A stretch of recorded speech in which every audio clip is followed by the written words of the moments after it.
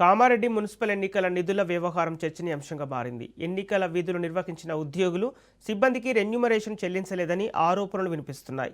49 మంది రిటర్నింగ్ అధికారులు, 49 మంది అసిస్టెంట్ రిటర్నింగ్ అధికారులు, అలాగే revenue, town planning, engineering, sanitation విభాగాలకు చెందిన 58 మంది సిబ్బందికి ఇంకా పారితోషికం అందలేదని ఉద్యోగులు చెబుతున్నారు. దీనిపై ఎన్నికల కమిషన్ సిడిఎంఏ అధికారులకు ఫిర్యాదు చేసినట్లు సమాచారం. ఎన్నికల కోసం 90.80 లక్షల నిధుల రూపాయలు మంజూరైన పూర్తి స్థాయిలో చెల్లింపులు జరగలేదని ఆరోపణలున్నాయి.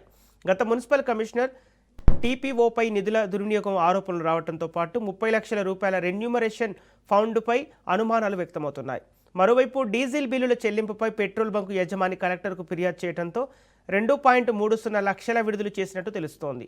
అయితే ఎన్నికల నిబంధనల ప్రకారమే బిల్లులు విడుదల చేశామని, కొంతమంది ఇంకా తీసుకోలేదని మున్సిపల్ కమిషనర్ పర్వతాలు స్పష్టం చేశారు.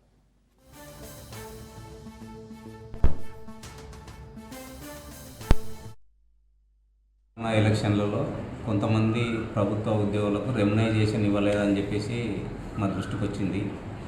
అది ప్రభుత్వ నిబంధనల ప్రకారంగా జీవో ప్రకారంగా ఇస్తే వాళ్ళు నిరాకరించడం జరిగింది. వేరే మున్సిపాల్లో ఎట్లా ఇచ్చిండ్రో ఆ విధంగా ఇవ్వాలని ఆర్ఓలు, ఏఆర్ఓలు డిమాండ్ చేయడం వల్ల ఆ రెమ్యునరైజేషన్ అట్లే మా వద్ద ఉండడం జరిగింది.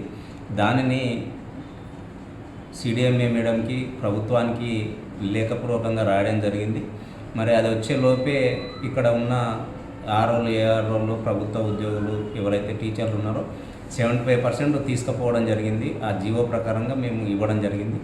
ఎవరైతే 12 ఆర్ఓలు, 11 మంది ఏఆర్ఓలు ఎవరైతే బ్యాలెన్స్ ఉన్నారో వాళ్ళందరూ ఇంకా తీసుకుపోలేదు. అవి అమౌంట్ అనేది అకౌంట్లో ఉన్నది. వాళ్ళ అకౌంట్ డీటెయిల్స్ కూడా ఈరోజు మా అకౌంటెంట్ గారు తెప్పించుకొని వాళ్ళ అకౌంట్లో వారి రెమ్యునరైజేషన్ జమ చేయడం జరుగుతుంది.